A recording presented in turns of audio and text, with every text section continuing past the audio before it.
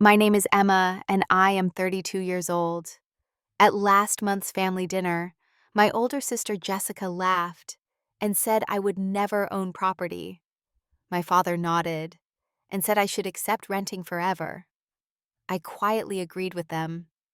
What they did not know was that Jessica had been paying me $3,200 monthly rent for 2 years.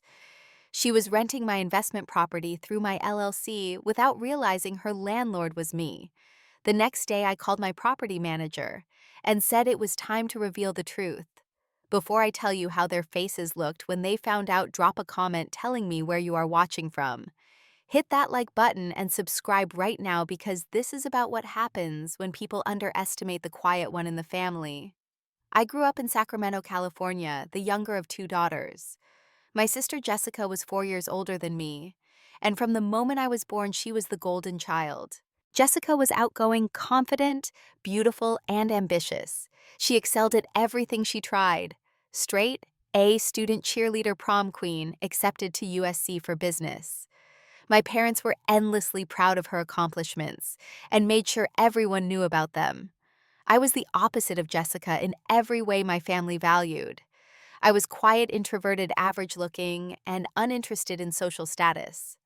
I got decent grades but was not exceptional. I did not participate in sports or clubs. I preferred reading and learning about things that interested me rather than pursuing activities that would impress others. My parents did not understand me and made little effort to hide their disappointment that I was not more like Jessica. My father owned a successful chain of auto dealerships throughout Northern California.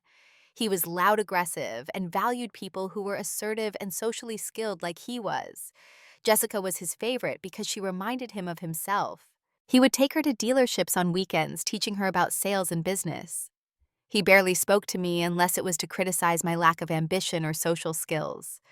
My mother was a real estate agent who had done well selling homes in upscale Sacramento neighborhoods.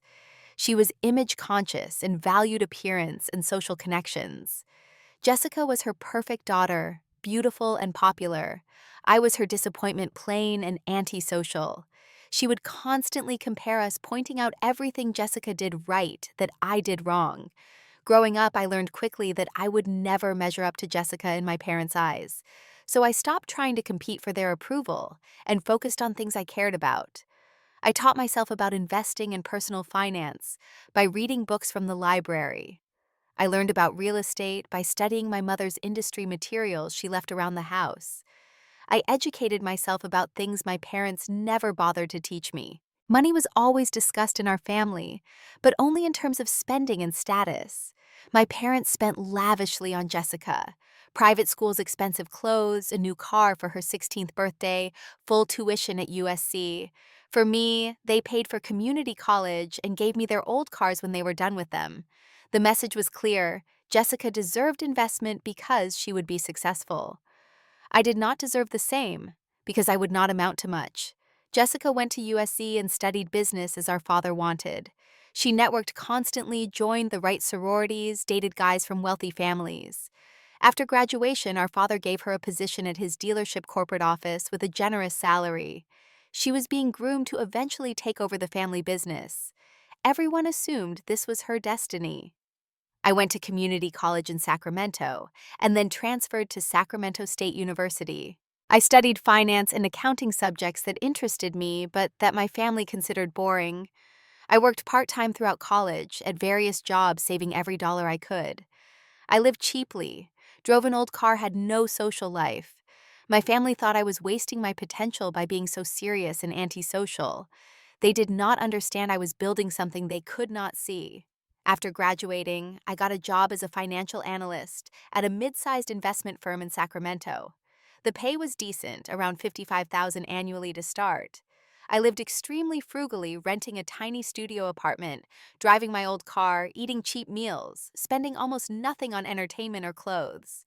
I saved approximately 40% of my income, which most people thought was impossible or crazy. My family made constant comments about my lifestyle. Jessica would laugh about my cheap apartment and old car. My parents would say I should spend money to enjoy life instead of hoarding it. They thought I was afraid of success or unable to earn more. What they did not know was that I was implementing a financial strategy I had spent years learning about. By age 25, I had saved $40,000 while paying off all student loans. This was my down payment fund for investment property. I had been studying Sacramento's real estate market for years, attending open houses, analyzing neighborhoods, understanding what made properties good investments. I knew exactly what I was looking for. I found a property in a developing Sacramento neighborhood, a small single-family home that needed cosmetic work but had good bones. The seller was motivated, and I negotiated hard. I purchased it for $190,000 with my $40,000 down payment. I spent another $15,000 fixing it up myself, learning carpentry and painting through YouTube videos. I rented the property immediately for $1,800 monthly. After mortgage taxes, insurance, and maintenance reserves, I netted about $300 monthly in cash flow. More importantly, I had a tenant paying down my mortgage and building my equity. My family had no idea I had done this. They still thought I was wasting my life renting a cheap studio and driving an old car. I continued living frugally and saving aggressively. Within 3 years, I had saved another $50,000 and had built significant equity in my first property. I repeated the process, buying a second investment property, then a third. By age 29, I owned 4 rental properties in Sacramento. I had created a real estate portfolio worth approximately $1 million, with about $300,000 in equity. During all of this, my family continued treating me like the disappointing daughter. Jessica had gotten engaged to a guy from a wealthy family our parents loved. They threw her an elaborate engagement party that cost more than my first property down payment. I attended alone, wearing a simple dress, driving my old car. Jessica made jokes about when I would find someone, implying no one wanted to date someone with no money or style. What Jessica and my parents did not know was that I had structured everything carefully through a limited liability company. Emma's Investments LLC owned all my properties.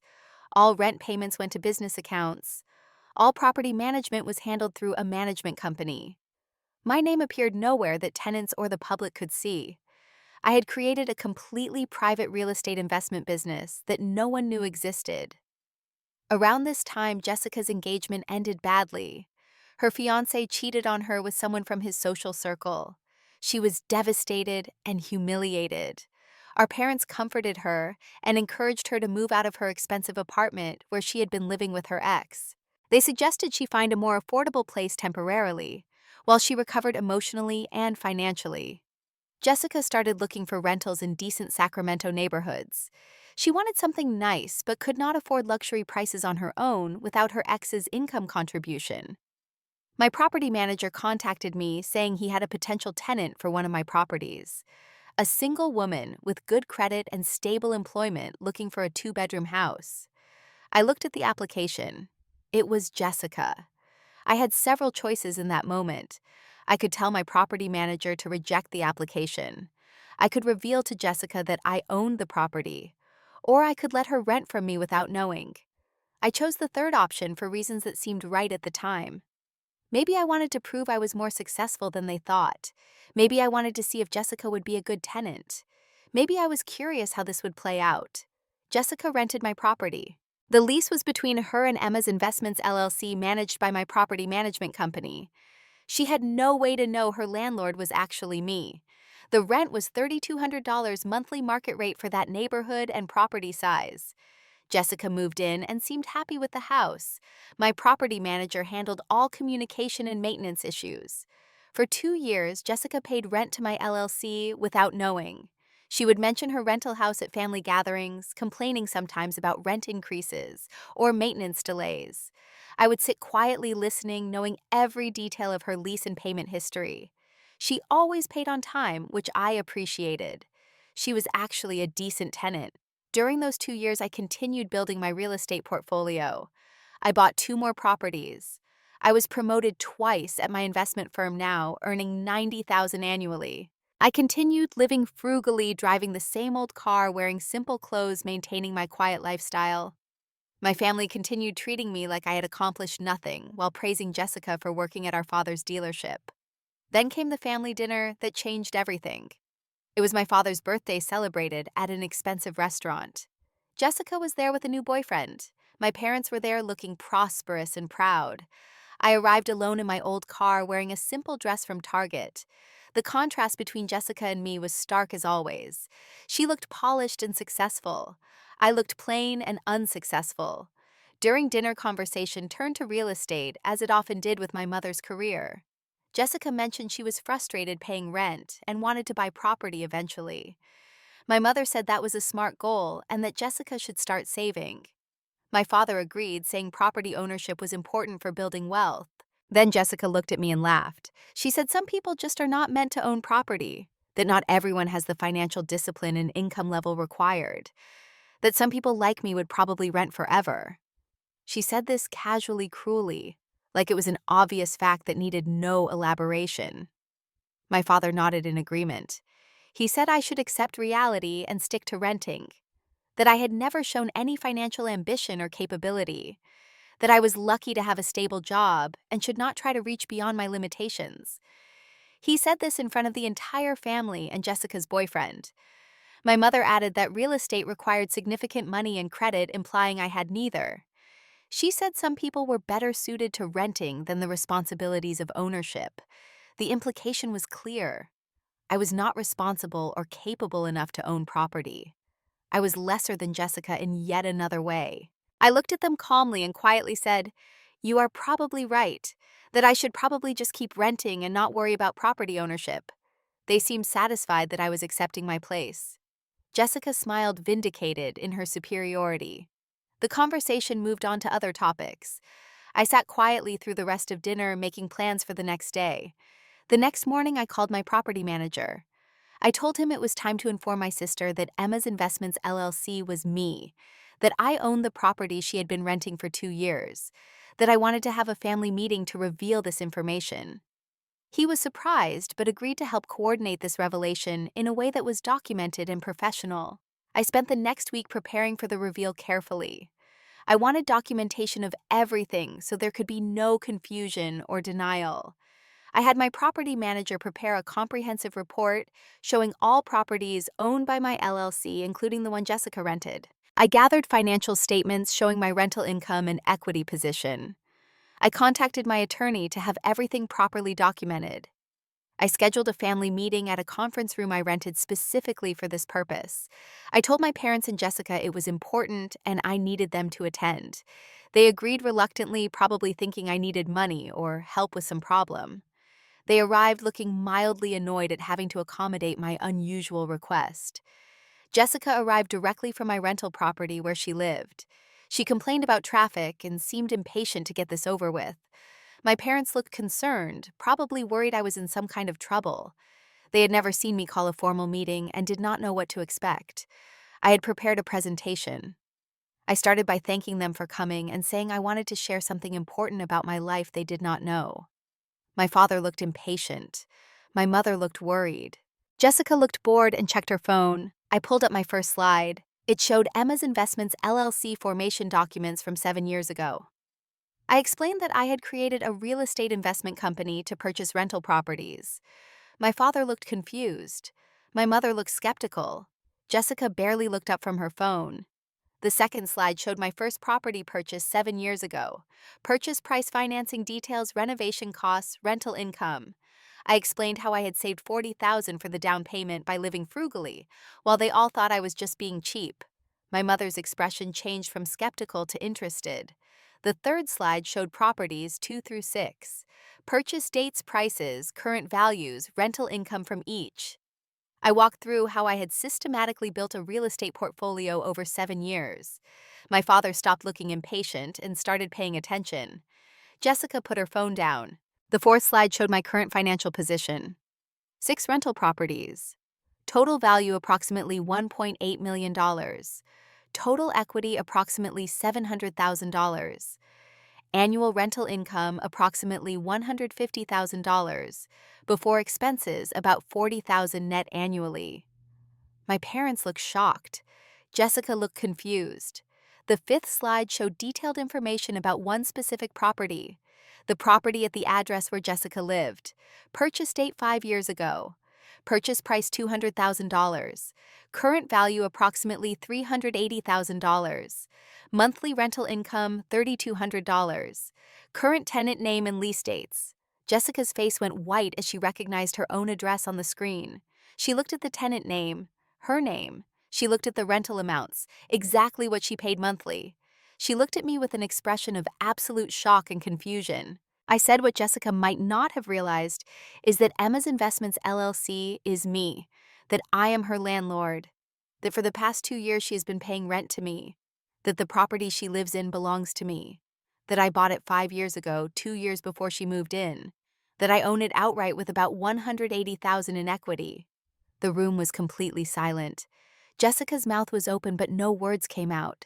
My father looked like he had been hit with something heavy. My mother's face showed absolute disbelief. I let the silence sit for a long moment before continuing. I said I wanted to address what was said at last month's family dinner, that Jessica had said I would never own property, that my father said I should accept renting forever, that my mother implied I lacked the financial capability for ownership. I said quietly that they were wrong, that I had owned property for 7 years, that I owned 6 properties worth nearly $2 million, that Jessica had been my tenant for 2 years. I showed the next slide. It showed the math of Jessica's rental payments, 3,200 monthly times 24 months, $76,800 total. I said Jessica had paid me over $76,000 in rent while believing I was too financially incompetent to own property. The irony was thick enough to cut. Jessica finally found her voice. She asked why. Why did I not tell her? Why did I let her rent from me without knowing? Why did I hide this from everyone? Her voice was shaking not with anger, but with shock, and maybe humiliation. I said I did not hide it to hurt anyone. I structured my investments through an LLC for legitimate business and privacy reasons. That Jessica applied to rent the property through normal channels and qualified as a good tenant. That I chose to approve her application because she had good credit and stable income. That I saw no reason to mix family dynamics with what was a straightforward landlord-tenant relationship. I said the reason I never mentioned my real estate investments to the family was because they had spent my entire life making clear that I was not worth their attention or respect, that everything I did was dismissed as lesser than Jessica, that I learned early that seeking their approval was pointless, that I focused on building something real instead of seeking validation from people who would never give it. My father tried to speak, but I continued. I said I was not telling them this to hurt or embarrass anyone. I was telling them because the mockery at last month's dinner crossed a line. That being told at a family dinner that I would never own property when I owned 6 was unacceptable. That being told to accept limitations when I had systematically exceeded their expectations was insulting. That I deserved basic respect, even if I was not like Jessica. My mother asked why I lived so frugally if I had real estate worth nearly $2 million. I explained that equity was not the same as liquid cash, that I lived frugally to continue saving for additional investments, that I drove an old car because it worked fine, and spending money on status symbols did not interest me, that I dressed simply because expensive clothes served no purpose in my life, that I lived according to my values, not theirs. Jessica asked if I was raising her rent. I said no, that her lease terms would remain as contracted, that I was a professional landlord who honored lease agreements, that our family relationship and our landlord-tenant relationship were separate things, that she was welcome to continue renting or to move when her lease expired, her choice entirely. My father asked why I never asked him for help or advice. I said honestly that he had never offered, and I had never wanted to subject my financial decisions to his judgment, that I had educated myself through reading and research, that I had built my portfolio carefully using strategies I learned independently, that I was proud of having done it without family help or interference. The meeting ended awkwardly. My family left looking stunned and perhaps embarrassed. I stayed in the conference room for a while thinking about what had just happened. I had not enjoyed humiliating them, but they needed to understand they had been wrong about me, completely and thoroughly wrong. The days following the revelation were awkward and tense. Jessica called me crying, saying she felt humiliated and deceived. I told her gently that I had not deceived her, that she had rented through normal processes, and I had been a fair landlord, that if she felt humiliated, it was because she had spent years mocking me based on false assumptions. That feeling embarrassed when those assumptions proved wrong was natural, but was not my fault. Jessica asked if this meant our relationship was over. I said no, that I loved her despite everything, that I wanted a relationship where she respected me and did not mock me, that I would continue being her landlord professionally and her sister personally if she could accept me as I actually was, rather than who she assumed I was. My parents called and asked to meet with me privately. We met at a coffee shop neutral territory. They admitted they had been wrong about me, that they had not understood what I was doing or building, that they had underestimated me badly. They apologized for the comments at dinner and for years of treating Jessica as superior. I accepted their apology, but told them honestly that it did not erase decades of dismissive treatment, that I had spent my entire childhood and young adulthood being treated as the disappointing daughter, that one apology did not fix that history, that if they wanted a real relationship with me going forward, they needed to understand I had built a successful life according to my own values, and that deserved respect. My father asked if I would be interested in working with him in his business. I politely declined. I said I had my own investment business, that I preferred to continue growing independently, that I appreciated the offer, but wanted to maintain my own path. He looked disappointed, but accepted my decision. My mother asked if I would be interested in working with her in real estate. I said I might be interested in discussing investment opportunities or joint ventures as equals, and business partners not as her mentee or assistant. She looked surprised at this boundary, but agreed to think about how we might structure something professionally.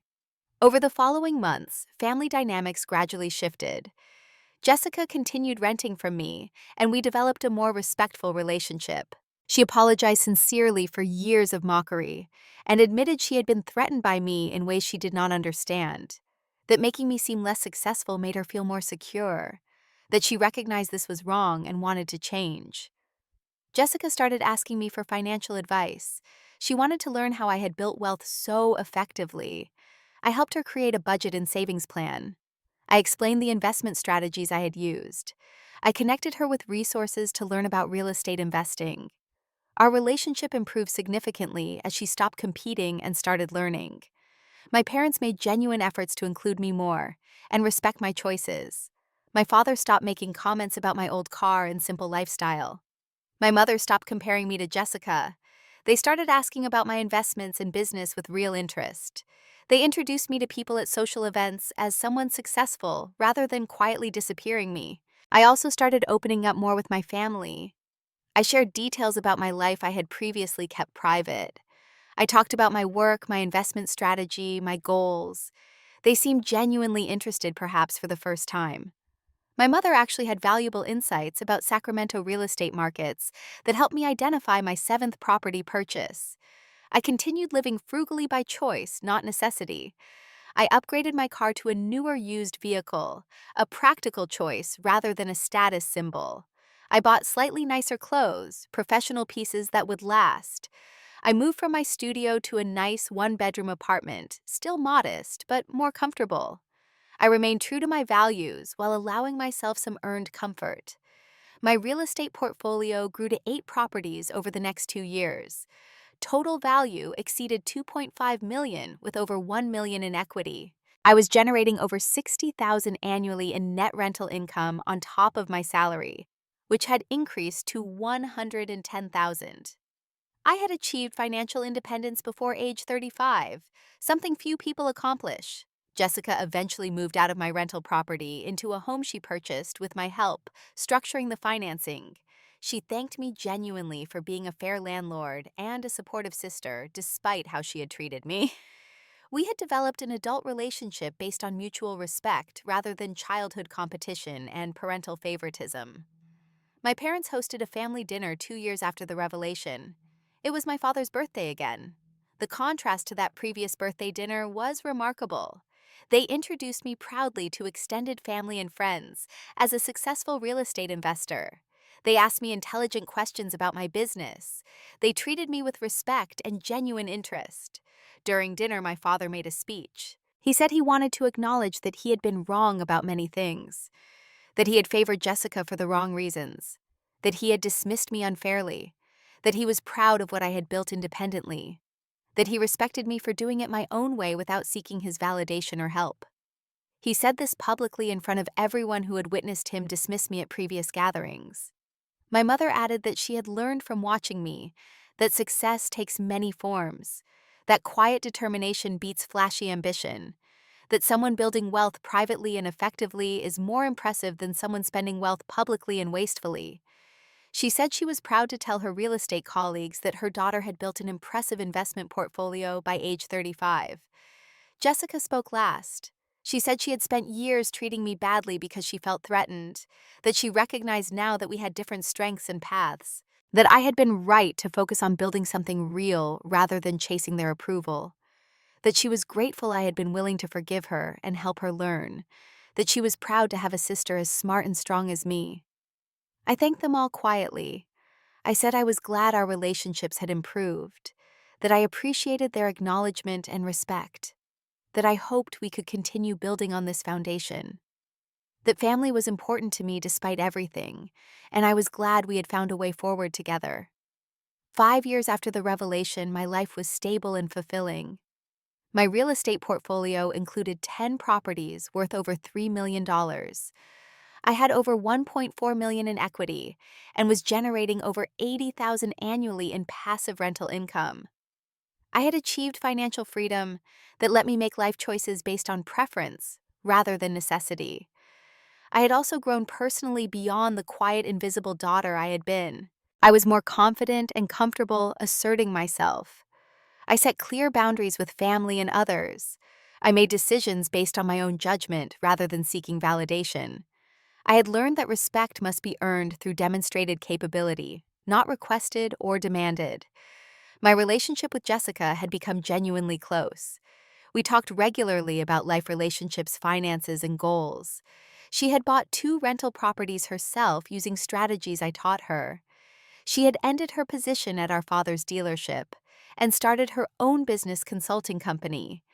She had found her own path rather than following the one our parents mapped for her. My relationship with my parents was respectful and warm. They regularly asked my advice about investments. My father had actually invested in a property with me as a joint venture, acknowledging I had more expertise in real estate than he did. My mother referred real estate clients to me who were interested in investment properties. We had developed adult relationships as peers, rather than parent-child hierarchies. I had also started dating seriously for the first time. His name was Daniel, an environmental engineer I met through mutual friends. He was impressed by my financial independence and intelligence. He did not care about my old car or simple apartment. He valued my mind and character.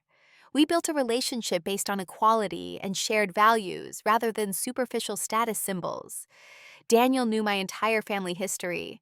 He said my family had been foolish not to recognize my worth earlier, that their eventual recognition was good but did not erase their previous blindness, that I should be proud of building success despite rather than because of my family. His perspective validated feelings I had carried for years about being underestimated. I reflected often on the journey from being the dismissed daughter to being financially independent and respected. The key lessons were clear. First, other people's opinions matter far less than your own goals and values. My family's dismissal hurt, but focusing on my strategy rather than their approval was what mattered. Second, quiet determination beats flashy ambition. My systematic approach built real wealth, while Jessica's social status built nothing concrete. Third, financial discipline compounds over time. My frugal living in my 20s enabled investment purchases that generated wealth in my 30s. Fourth, patience and privacy serve you well. Not broadcasting my success until the right moment protected me from interference and made the eventual reveal more impactful. Fifth, forgiveness is possible, but respect must be earned through changed behavior, not just apologies. I also learned that being underestimated can be an advantage. My family's low expectations meant they never interfered or questioned my choices. Their inattention gave me freedom to experiment and build without pressure or judgment. Their dismissal hurt emotionally, but freed me strategically. I would not recommend seeking to be underestimated, but if it happens, use it. My story resonated with others who felt dismissed by their families. Friends and acquaintances who heard about it told me they had similar experiences of being underestimated. Some had used it as motivation like I did. Others had internalized family negativity and limited themselves unnecessarily. Several asked my advice about building wealth despite family skepticism. I started mentoring young people, especially women, about financial independence and real estate investing. I taught the strategies I had used. I emphasized the importance of living below your means, saving aggressively, investing systematically, and not seeking validation from people who will not give it. I helped several people buy their first investment properties using the knowledge I had accumulated. I also wrote about my experience on financial independence blogs and forums. My story got attention because the family dynamic was relatable. Many people had golden child siblings who got family investment and support while they were dismissed. Many had built success quietly while families underestimated them. The comments on these posts were full of similar stories and appreciation for sharing mine. 10 years after buying my first property and 7 years after the revelation, I was invited to speak at a local real estate investment group. I shared my journey from dismissed daughter to financially independent investor. The response was enthusiastic. Many people thanked me for showing that ordinary people can build real wealth through discipline and strategy without help from wealthy families or high incomes. 10 years after that family birthday dinner where I was mocked, life had exceeded my early goals comprehensively. My real estate portfolio included 12 properties worth over $4 million. I had paid off 3 properties, completely owning them free and clear. My passive income exceeded $100,000 annually. I had achieved financial independence by age 42. I had married Daniel 2 years ago, in a simple ceremony attended by family and close friends. My parents and Jessica were there genuinely happy for me. Jessica was my maid of honor, something we both recognized as symbolically important given our history. My father gave a toast acknowledging he had been wrong about me and was grateful I had been patient enough to forgive and rebuild our relationship. Daniel and I had purchased a home together, a beautiful property I could have bought with cash, but we financed strategically for tax and investment reasons. It was modest by some standards, but perfect for us. We lived comfortably within our means, saving and investing the difference between our income and expenses. We were building wealth together based on shared values. My parents had aged and mellowed significantly. My father had retired from his dealerships and spent time traveling with my mother. They expressed regret about how they raised me compared to Jessica. I told them honestly that I did not want them to carry guilt, but to learn from their mistakes, that they had ultimately been willing to change when confronted with evidence they were wrong, and that willingness mattered. Jessica had built her consulting business successfully and owned 4 investment properties. She credited me with teaching her financial discipline and investment strategy. We were close in ways we never were growing up. She said the revelation about me owning her rental property had been the wake-up call she needed to examine her own choices and values. That humiliation had led to growth she was grateful for. I reflected on what the revelation had meant. It was not primarily about humiliating my family, though that certainly happened. It was about establishing reality. They believed something false about me, and that false belief justified their treatment of me. Establishing truth was necessary for any authentic relationship going forward. The revelation was not revenge, it was clarification. I also reflected on the decision to let Jessica rent from me unknowingly for 2 years. Some people said that was cruel or manipulative. I disagreed. I did not seek out Jessica as a tenant. She applied through normal processes and qualified legitimately. Accepting her as a tenant was a business decision. Not revealing ownership was about maintaining privacy and boundaries between family and business relationships. If I had told Jessica up front that she was renting from me, it would have created complicated family dynamics around the landlord-tenant relationship. Every maintenance issue or rent increase would have become a family drama. By keeping business and family separate through the LLC structure, I maintained professional boundaries that protected both relationships. It was not cruel, it was strategic. The larger lesson was about family dynamics and individual worth. My family created a narrative where Jessica was valuable and I was not. That narrative was not based on objective reality, but on superficial qualities like social skills and appearance. They invested in Jessica financially and emotionally while dismissing me.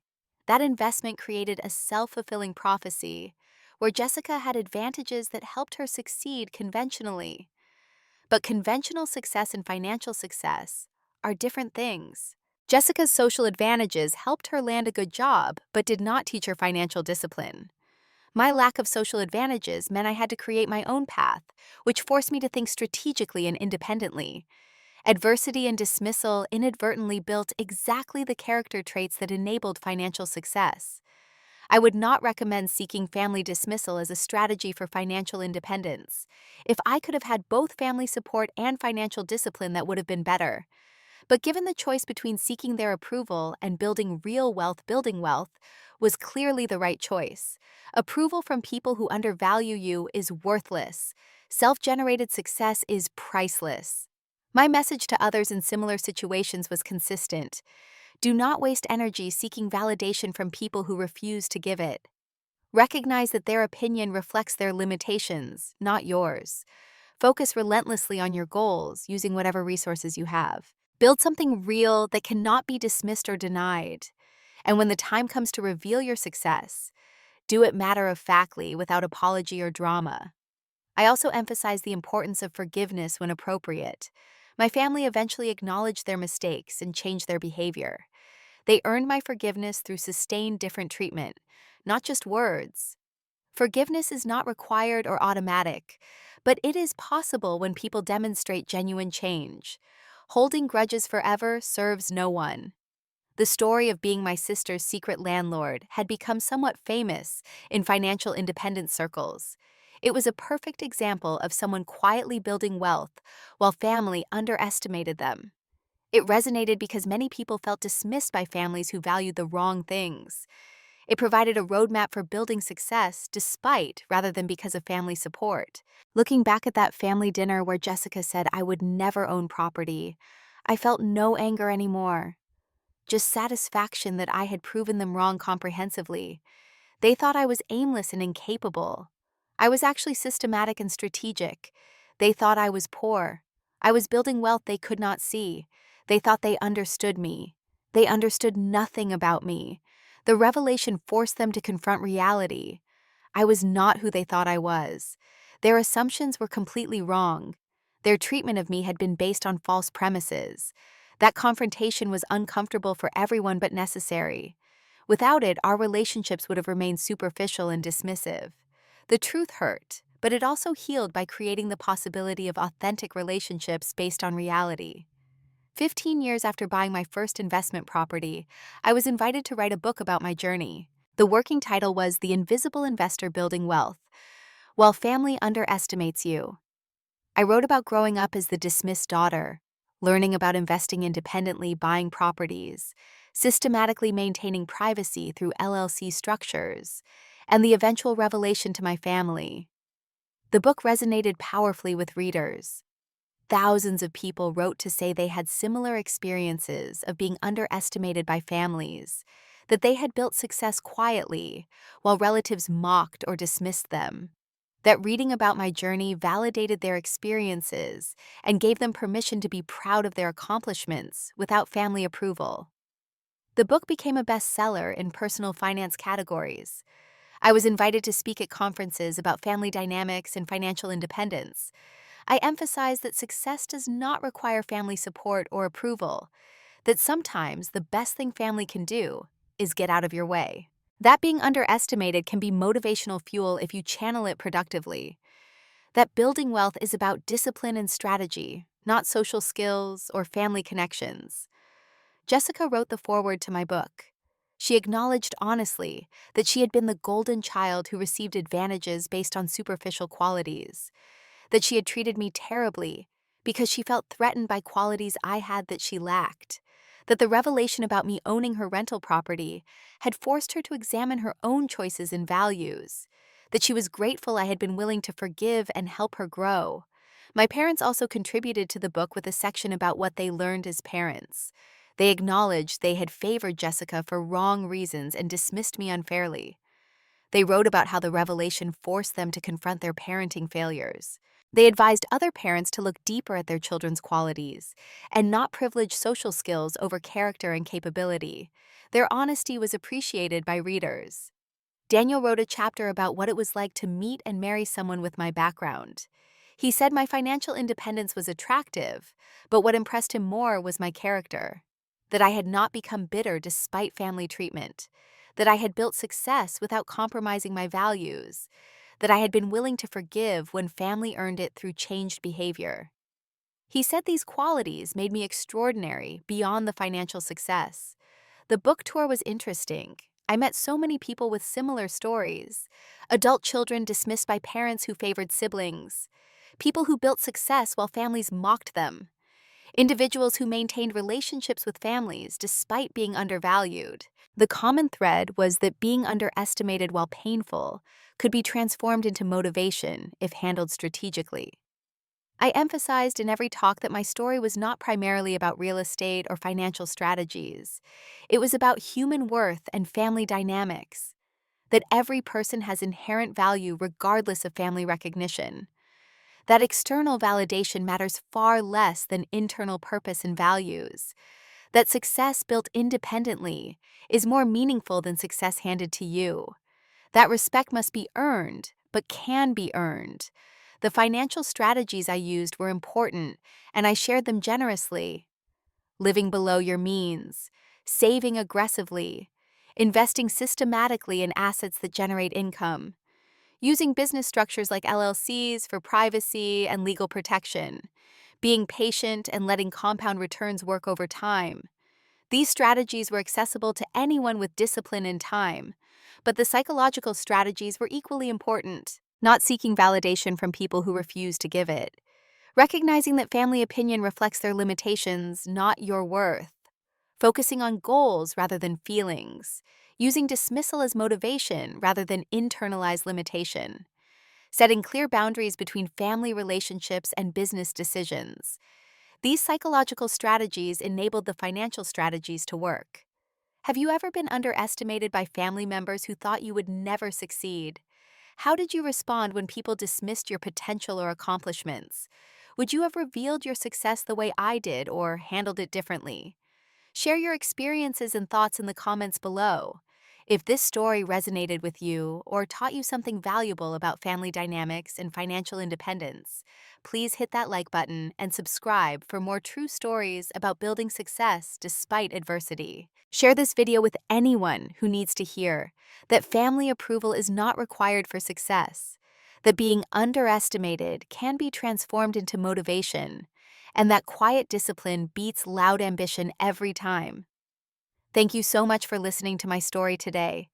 I hope it reminds you that your worth is not determined by family recognition, that financial independence is possible through discipline and strategy, and that respect can be earned when you prove your capabilities beyond any doubt. Build your success on your own terms, and let the results speak for themselves.